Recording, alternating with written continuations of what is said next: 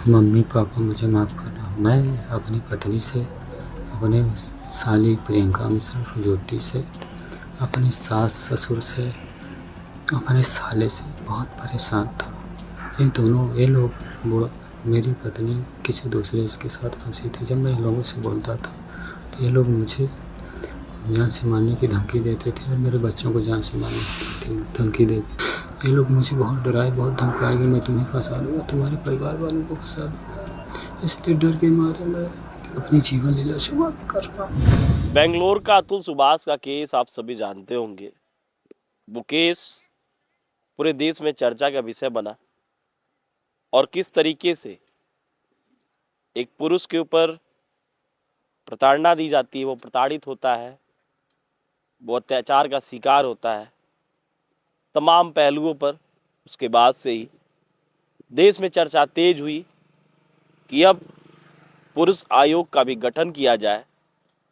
जो महिलाओं को छूट मिलती है उसका वो नाजायज फायदा उठाती हैं और जो भी घरेलू हिंसा के केसेस होते हैं उसमें कहीं ना कहीं महिला को फ्री हिट मिलता है और पुरुष उसमें हर दफा प्रताड़ित होता है।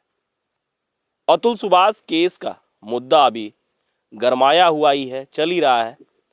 इसी बीच एक रायपुर से ऐसा वाकया सामने आया है।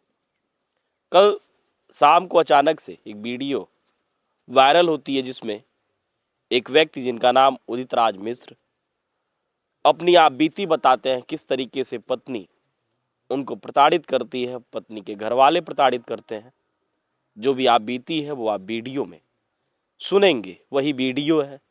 हो सकता है कुछ पार्ट काटा जाए, वजह यह है कि यूट्यूब की अपनी कुछ गाइडलाइन है जिसको हम हूबहू नहीं दिखा सकते।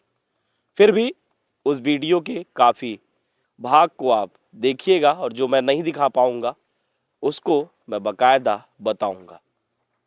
वो बताते हैं कि उनकी पत्नी, जो कि बदचलन है, मतलब पत्नी के कैरेक्टर को लेके उनको शक और पत्नी का किसी दूसरे पराये मर्द के साथ अफेयर।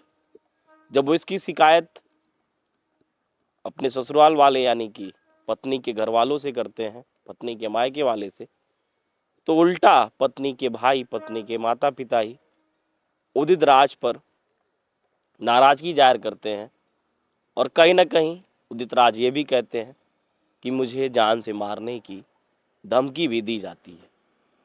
बाकायदा अपना दुख दर्द पीड़ा बताने के बाद उदित राज अपनी जीवन लीला को समाप्त कर देते हैं। मतलब वो काल के गर्त में समा चुके हैं। ये केस बिल्कुल अतुल सुभाष जैसा ही केस लग रहा था, लेकिन अचानक से अभी कुछ मिनट कहें पहले, जब आप ये वीडियो आप तक मिलेगी तो कुछ घंटे हो जाएंगे, लेकिन कुछ मिनट पहले ही उनकी पत्नी का एक वीडियो वायरल हुआ। पत्नी का नाम गुड़िया मिश्रा। वो 3 तारीख से ही लापता। ये सभी लोग, ये दोनों मतलब पति पत्नी मूलतः रहने वाले मध्य प्रदेश के रीवा से, और पति यहाँ पे सुपरवाइजर थे कंपनी में, जो कि गुड़ियारी थाना क्षेत्र में एक कॉलोनी पड़ती है दीक्षा नगर, वहाँ पे किराए का कमरा लेके पति पत्नी और उनके 2 बच्चे रह रहे थे।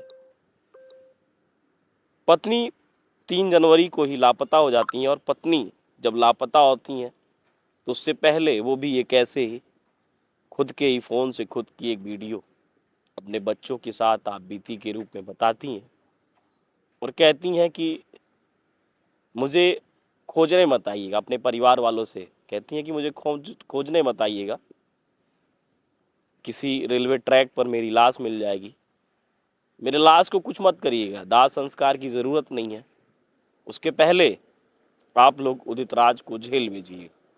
मतलब उदित राज को सजा मिलनी चाहिए, वो मेरे साथ बहुत अधिक अत्याचार किया हुआ है। और भी तमाम बातें वो अपने वीडियो के माध्यम से बताने का प्रयास करती हैं। वो कहती हैं कि इतने साल हो गए मैं लगातार झेल रही हूँ और मैं अब झेल नहीं सकती। साल 2019 में पति पत्नी के बीच भी अनबन हुई थी, तो पत्नी ने, जहाँ पे पत्नी का मायका मऊ, उत्तर प्रदेश के मऊ में जाके बकायदा घरेलू हिंसा, मारपीट की रिपोर्ट दर्ज कराई थी। पति ने भी रिपोर्ट दर्ज कराए थे रीवा में, जिसके बाद फिर परिवारजनों ने इन दोनों को समझाया, आपसी सहमति से फिर ये दोनों रायपुर आए।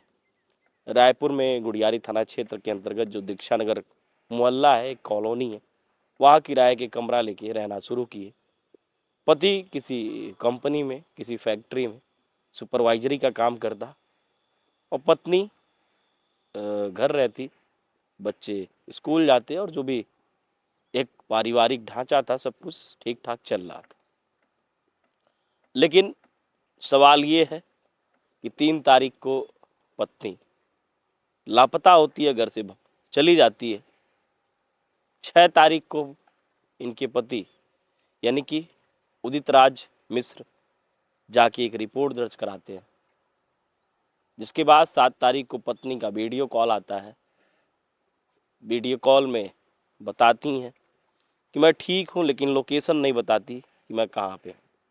उसके बाद से ही पति जो है उदित राज मानसिक रूप से काफ़ी अधिक परेशान, और फिर अंत में एक वीडियो बनाकर कल ही यानी कि 9 तारीख को उन्होंने भी अपनी जीवन लीला को समाप्त कर लिया।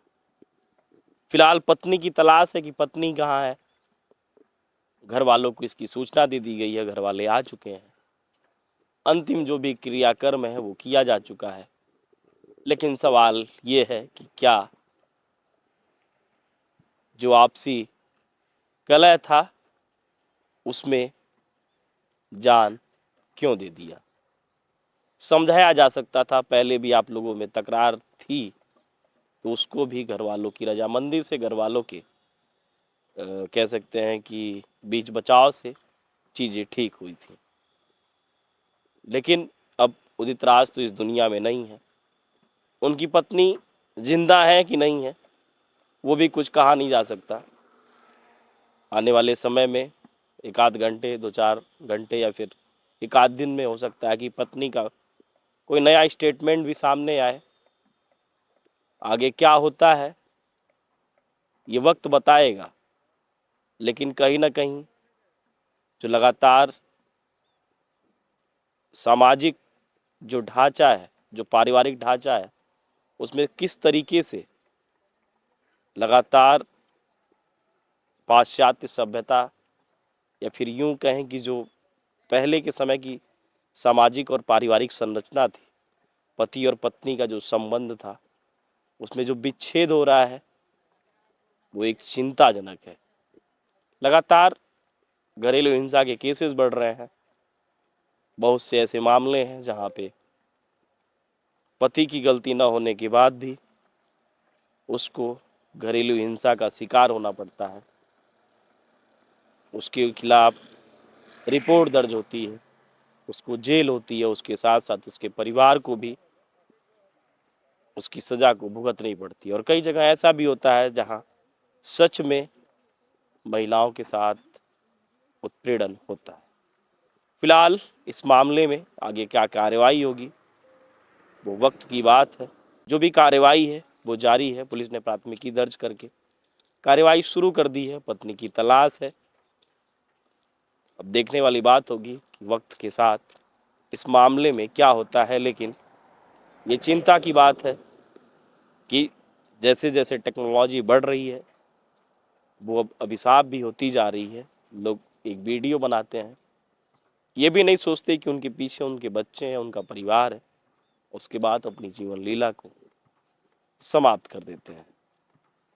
आपकी क्या राय है कमेंट सेक्शन के माध्यम से ज़रूर बताइएगा। हमारे सुबीर बाज के साथ मैं आशीष शुक्ला, वोकल टीवी, रायपुर, छत्तीसगढ़।